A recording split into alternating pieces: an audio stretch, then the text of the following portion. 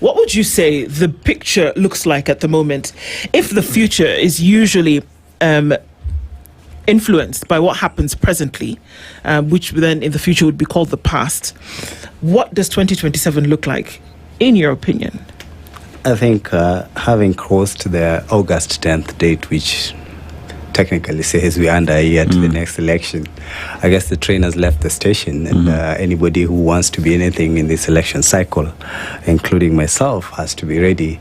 And those who want to have shown their intentions to be out there, to be able to go out for whatever seats they're going for.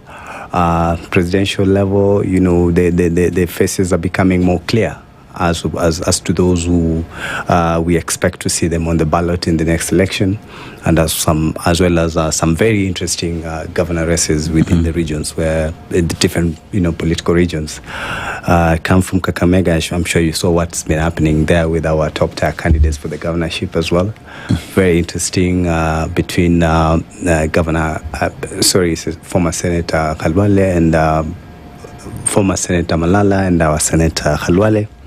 And so it means the die is cast, and everybody's taking their position.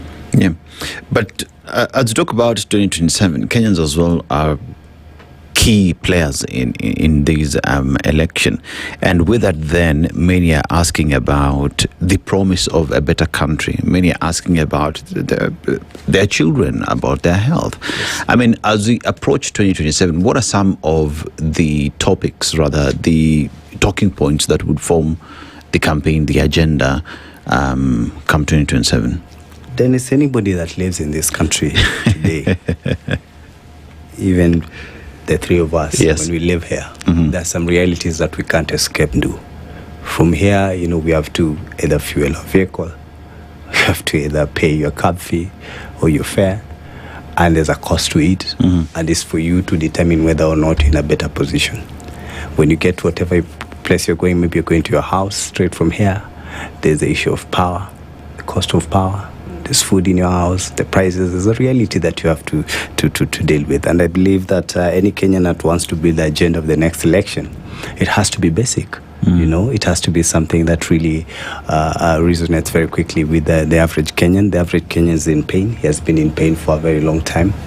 We saw that anger when our young people took it to the streets and made history for the very first time. I think those of us who had spent 20 years with the late Raila Odinga in what I always I consider a tumultuous journey. Because, I came to this town in 2005 to join a campus to study law in Parklands. And that was the very first time in that no referendum that we had, Dennis, you remember? It was the very first time I registered to be a voter, and it was what gave birth to the orange, the orange dream. Yep. That, we didn't know would go that much, because 2005 to 2025 is almost 20 years. And we've never been in any other movement other than that one, never been in any other party.